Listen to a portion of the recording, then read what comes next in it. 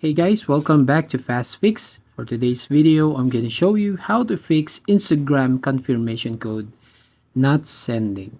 So if you notice that there's a problem on confirmation code on your Instagram, so how can we fix this problem? So first, you need to make sure that your email address is correct. So you just going back to this option right here, or you can use another email so you can receive a correct confirmation code.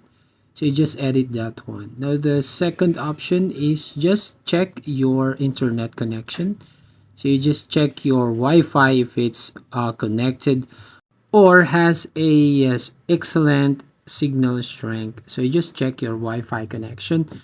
And the third option that you're going to do is check the downdetector.com. As you can see, it's a real-time problem outage monitoring, which you can see right here if the Instagram has some problem or down. So you need to wait for a moment to fix Instagram problem. So now the third way to fix this problem is go to the Play Store and search for Instagram. So you need to update this application. If the update button shows up, so tap on that and wait for a few seconds until installing the new updated Instagram app. So that's it.